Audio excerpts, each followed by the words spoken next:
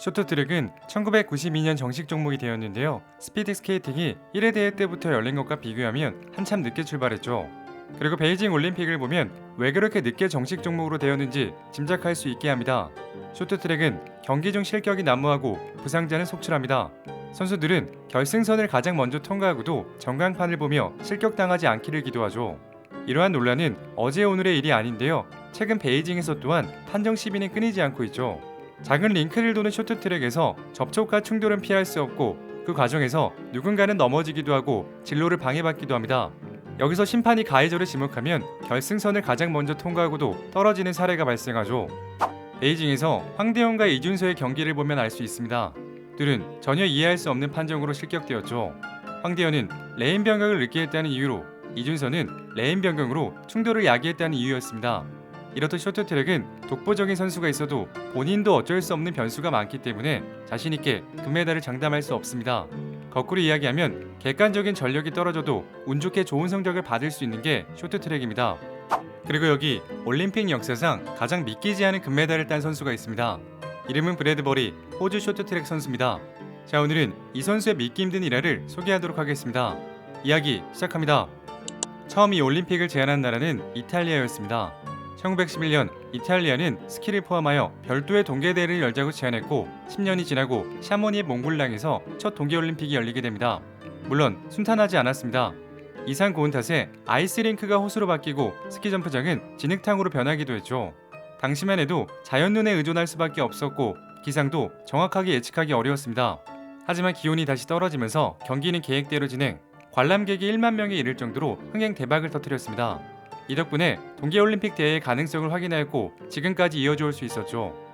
1948년 생모리치에서 열린 대회에서 대한민국이 처음으로 참석했는데요. 선수는 3명이었다고 합니다. 그리고 동계올림픽의 거의 모든 메달은 북방부 나라들이 독점해오고 있는데요. 최강국은 노르웨이로 100개 이상의 금메달로 1위에 있습니다. 반면 호주를 포함한 남반구 국가들은 대체로 더운 편이고 사면이 바다이기 때문에 동계 스포츠는 발달하지 않았죠. 호주의 경우에는 2002년이 되어서야 첫 번째 금메달을 딸 만큼 전력이 약한 국가였는데요. 이 첫 번째 금메달이 바로 오늘의 주인공 브래드버리가 받았습니다. 브래드버리는 1994년 릴레 한메르 동계올림픽에 참가, 5000m 계주에서 동메달을 획득합니다. 이 메달이 호주의 동계올림픽 첫 메달이었죠. 브래드버리는 여세를 몰아 주 종목인 1000m에 도전을 했지만 경기 도중 넘어지면서 예선에서 탈락하고 말았습니다. 이때 대한민국의 김기훈이 1000m에서 금메달을 따내기도 했죠. 그리고 5000m 계주에서도 캐나다를 꺾고 금메달을 획득, 전 종목 석권을 달성합니다. 당시 남자는 1000m와 5000m 계주, 여자는 500m와 3000m 계주 등 총 4개의 메달이 걸려 있었죠. 1998년 브래드버리는 나가노 올림픽에도 참가합니다. 하지만 아무것도 못해보고 전 종목 예선에서 탈락하면서 과거의 영광을 재현하지 못했죠. 당시 올림픽에서는 날 들이밀기 기술이 신드롬까지 불러올 정도로 인상적이었습니다. 쇼트트랙 1000m 결승에서 김동성이 이 기술로 리자준을 제치고 금메달을 목에 걸었죠. 둘의 차이는 단 0.053초였습니다. 리자준은 너무 어이가 없어서 심판에게 몇 번이나 되물어보는 모습이 당시 방송을 타기도 했죠. 전희경도 1000m 결승에서 중국의 양양예위와 접전 끝에 날밀기로 금메달을 딴 장면은 두고두고 회자되는 명장면입니다. 이렇게 대한민국이 이 기술을 앞세워 자주 역전극을 연출하자 주변국의 견제가 들어왔는데요. 중국이 정식으로 이의 제기를 했고 결국 규정은 변경되었습니다. 변경된 규정은 날 들이밀기는 허용하지만 스케이트 날이 빙판에서 떨어지면 실격 사유가 되는 것이었죠. 이렇듯 쇼트트랙에서 대한민국 선수들이 승승장구하고 있을 때 브래드버리는 연이은 부상으로 인해 한물간 선수로 취급받았습니다. 하지만 그는 이대로 선수 생활을 끝내기에는 아쉬웠다고 하는데요. 메달이 목표가 아니라 최선을 다하는 경기를 하고자 2002년 올림픽에 참석합니다. 당연히 그의 메달을 예상한 이는 아무도 없었다고 하죠. 2002년 동계올림픽 1000m 쇼트트랙 경기가 열렸고 그의 전설이 시작됩니다. 비교적 쉬운 조에 걸렸지만 지나친 긴장으로 먼저 출발하기도 했습니다. 하지만 노련한 경기 운영으로 가장 먼저 결승선을 통과합니다. 당대 최고의 선수들인 안토노노, 마크 가뇽과 같은 조에 속했습니다. 오늘은 헐리우드 액션으로 많은 비난을 받던 선수였죠. 당시 1500m 결승에서 김동성에게 추월당하자 놀란 표정으로 양팔을 들어올린 동작을 취했고 결국 금메달을 획득했습니다. 하지만 최근 베이징 올림픽을 보면서 네티즌들은 오노는 양반이었네라고 말하면서 최근 재평가를 받고 있죠. 그리고 마크 가뇽은 캐나다 선수로 올림픽 금메달 3개, 세계 선수권 종합 우승 4회를 차지한 레전드 선수였습니다. 브래드버리는 이런 최고의 선수들과 경기를 치르게 된 것이었죠. 경기는 시작되었고 브래드버리는 이변 없이 3위로 결승선을 통과하면서 탈락합니다.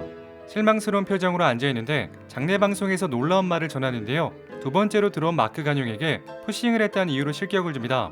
그렇게 브래드버리는 준결승에 올라가게 되었죠. 이번 조에서는 대한민국의 김동성 그리고 중국의 리자준이 있었습니다. 당대 최고의 선수였던 김동성 그리고 중국의 다크호스 리자준이 있었기에 통과는 어려워 보였습니다.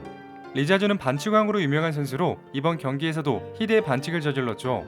경기 시작 브래드버리는 5명 중 꼴찌를 달리고 있었습니다. 하지만 한 바퀴가 남은 상황에서 리자준이 김동성 선수의 발을 잡아채 넘어뜨리고 마지막 코너에서는 리자준과 캐나다 선수가 충돌합니다. 그렇게 브래드버리는 두 번째로 들어오는 행운으로 결승 진출에 성공합니다. 게다가 가장 먼저 들어온 선수는 실격 처리되면서 1위로 결승에 진출하게 되었죠. 이때 모든 사람들은 김동성의 어드밴스를 예상했지만 오히려 김동성에게는 실격을 주고 리자준이 어드밴스를 받았습니다. 극적으로 올라온 결승답게 쟁쟁한 선수들이 포진해 있었습니다. 대한민국의 안현수 그리고 미국의 안토누누와 중국의 리자준이 있었습니다.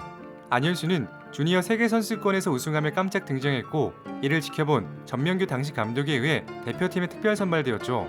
당시 세계 정상급 선수였던 밀룡과 이승재를 제치고 선발전을 거치지 않은 선수를 선발한 것이었습니다. 이 때문에 빙상계 관계자들은 안현수도 나름대로 득을 본 게 많다고 입을 모으고 있죠. 브래드버리는 실력으로 이들을 절대 이길 수 없었습니다. 경기는 시작되었고 예상한 대로 꼴찌로 달리고 있었는데요. 4위와도 격차는 크게 벌어지고 있었습니다. 그런데 마지막 바퀴에서 대이변이 발생. 리자준이 코너에서 중심을 잃고 넘어지면서 오누의 다리를 걸고 안현수가 오누를 추월하려고 하자 오누는 손을 뻗어 안현수까지 넘어뜨렸습니다. 그리고 안현수가 넘어지면서 그 근처에 있던 선수까지 같이 넘어지게 되었습니다. 그렇게 앞에서 달리던 선수들이 우르르 뒤엉켜 넘어지고 말았죠. 결국 뒤에서 멀찍이 달리던 브래드버리는 이 난장판을 피해 유유히 결승선을 통과합니다. 이렇게 어쩌다 금메달을 따내게 되었습니다. 두 팔을 들고 환호했지만 겸연쩍은 미소는 감출 수가 없었죠. 당시 브래드버리는 인터뷰에서 다음과 같이 말했습니다. 꼴찌로 달리고 있었는데 마지막에 보니 다들 앞에서 뒹굴고 있었다. 이건 이겨서가 아니라 10년간 최선을 다해서 주는 상인 것 같다. 호주의 동계올림픽 첫 금메달로 의미는 더욱 컸습니다. 이 금메달로 그는 호주에서 영웅이 되었으며 정부에선 훈장을 수여하였고 이를 기념하기 위해 특별 우표까지 제작했습니다. 요약하면 이렇습니다. 예선은 1위로 통과, 준준결승은 원래는 탈락이지만 2위가 실격당하면서 통과, 준결승은 꼴찌로 달리다가 앞선 선수들이 넘어지면서 통과, 결승 역시 꼴찌로 달리다 앞선 선수들이 모두 넘어지면서 우승을 차지합니다. 이후 이 선수의 이름을 딴 브래드버리하다라는 신조어까지 만들어졌습니다. 뜻밖의 무언가를 이뤄내거나 성공했음을 의미한다고 하죠. 그리고 얼마 전 대한민국에서 브래드버리는 다시 소환되었는데요. 심석희는 경기를 앞두고 하다 안되면 브래드버리 만들자라는 표현을 씁니다. 실제 올림픽 경기에서 심석희는 최민정과 뒤엉켜 넘어지면서 메달 사냥에 실패하고 말았죠. 심석희는 브래드버리 선수를 언급하며 제가 의도적으로 넘어진 것처럼 보이지만 전혀 사실이 아니다라고 말했습니다. 이후 심석희는 최민정에게 사과의 뜻을 전하려고 했지만 최민정은 완강하게 거부했다고 하죠. 결국 심석희는 징계를 받으면서 베이징 올림픽에 참가하지 못했습니다. 만약 브래드버리가 한국에서 자신이 이런 식으로 언급되고 있다는 걸 알게 된다면 좀 억울할 수 있습니다. 그는 어떠한 꼼수나 속임수를 써서 금메달을 딴 게 아니었죠. 그저 묵묵히 자신의 페이스대로 경기에 참가했고 앞선 선수들이 쓰러지면서 멀쩡하게 결승선을 통과했을 뿐입니다. 그리고 최근 베이징 올림픽 논란에 대해 브래드버리는 다음과 같이 말했습니다. 비슷한 역사를 찾아볼 수 없을 만큼 개최국이 이득을 봤다. 오늘 이야기는 여기까지입니다. 재밌게 보셨다면 구독과 좋아요 부탁드립니다. 지금까지 역사비디오였습니다.